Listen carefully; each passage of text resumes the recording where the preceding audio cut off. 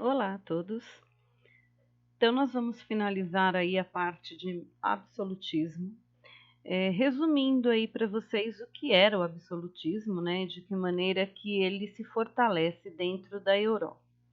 Então, o sistema absolutista, ele consiste basicamente na concentração de todos os poderes nas mãos do rei. Então, a primeira palavra é do rei e a última também. Ninguém tem mais poderes do que ele. E eu começo aí colocando para vocês uma imagem. Esse moço simpático aí é o Luís XIV. O Luís XIV ele foi rei da França e ele é considerado o exemplo máximo do absolutismo. Ele se achava tanto que ele dizia: o Estado sou eu, isto é, a França sou a França existe porque eu existo, tá? Então ele é considerado o símbolo do absolutismo europeu nesse momento de auge desse sistema que a gente vai ver do que se trata. Podem ver aí bem arrumadinho, o Luís XIV, todo luxuoso. Mas o que é absolutismo então? Então, o absolutismo é a forma de governo onde todos os poderes estão centralizados na mão do monarca, nas mãos do rei, tá? Ele surge para atender aí aos anseios tanto da nobreza quanto da própria burguesia.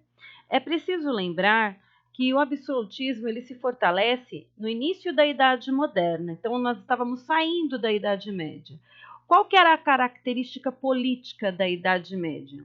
Poder fragmentado, dividido, o rei não mandava em nada. Cada senhor feudal mandava dentro do seu feudo. E isso foi bom lá na Idade Média, mas agora na Idade Moderna já não funciona mais. Nós temos uma burguesia, que são os comerciantes, que querem expandir os seus negócios, e para isso eles precisam que esse rei ele determine quais são as fronteiras, qual é a moeda, quais são os impostos. Não dá para ficar isso aí dividido, cada lugar de um jeito, tá? Então, a nobreza quer um rei rico que possa protegê-la e apoiá-la, e a burguesia quer a expansão dos seus negócios. Então, portanto, é um negócio bom para todo mundo, não para o povo, obviamente. Então, o absolutismo foi muito comum na Europa entre os séculos XVI e até o século XIX. O absolutismo passa a ser questionado quando surgem os ideais iluministas, que nós veremos mais à frente, tá? Então, defende-se lá a teoria do poder absoluto do rei sobre toda a nação. Com o poder do rei concentrado, então cabia a ele a criação dos impostos, a determinação e a imposição das leis, garantir a segurança do reino, sufocar rebeliões e revoltas. Então, ele impunha também a moeda e o idioma único. Então, isso aí ajudava muito a burguesia a poder expandir as suas relações comerciais, tendo uma única moeda, um único sistema de medidas, uma única língua, determinando quais eram as fronteiras e quais os impostos que seriam pagos, tá bom?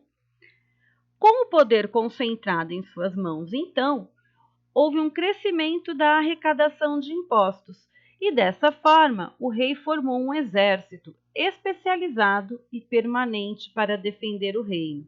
Então esse rei ganha poderes e ganha um exército. E com esse exército ele vai se fortalecendo cada vez mais. Então entendam que é bom para todo mundo que está ali naquele topo. A burguesia ganha, a nobreza ganha e o rei ganha cada vez mais poderes, principalmente através aí de um exército.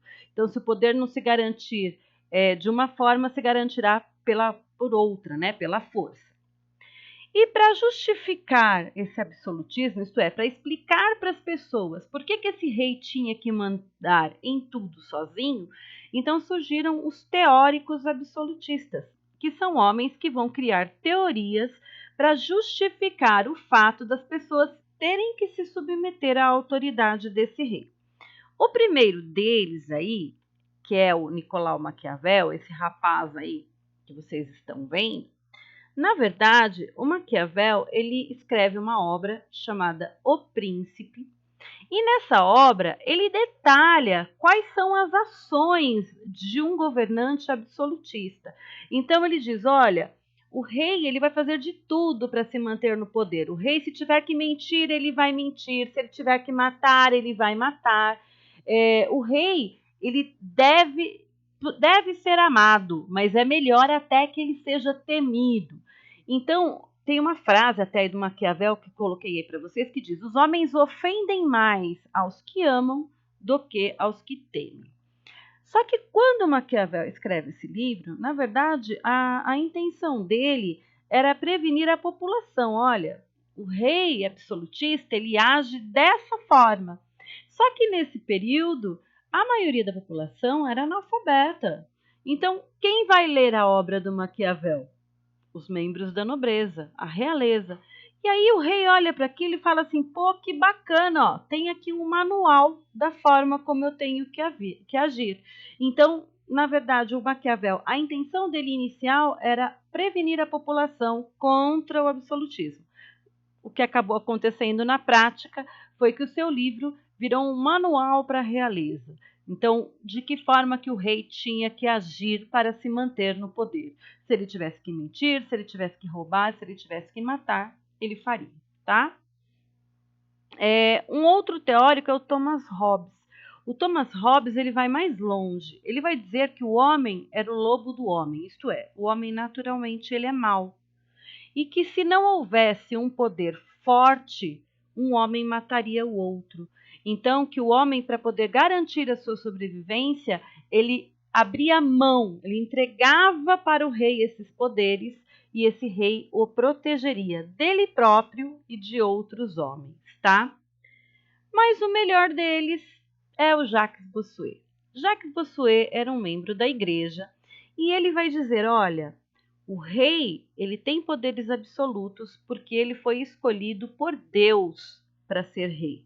Então, o trono do rei não é o trono de um homem, é o trono de Deus. Como Deus não pode vir à terra governar, ele nomeia o rei para governar em seu nome. Então, por isso é que ele não pode ser questionado, porque se você questionar o rei, é como se você estivesse questionando Deus, tá? Então, talvez seja assim para a gente um absurdo, mas as pessoas temiam, né, um castigo divino, e muita gente acreditava nessa teoria chamada absolutismo de direito divino, criado aí pelo Jacques Bossuet. E dessa forma, os reis mandaram muito tempo nos países europeus. Então, nós vimos que são 3 séculos, do século XVI até o século XIX, nós teremos monarcas absolutos na Europa toda. Os teóricos absolutistas passariam a ser questionados somente no finalzinho do século XVIII, início do século XIX, quando surgem lá as ideias iluministas. Eu vou mandar para vocês o link desse documento e aqui do ladinho, ó, tem um videozinho do YouTube para vocês assistirem que complementa essas ideias, inclusive trazendo as ideias do mercantilismo, que era a política econômica dos reis absolutistas. Qualquer dúvida, vocês perguntem, tá bom? Tchau, tchau, pessoal. Fiquem bem.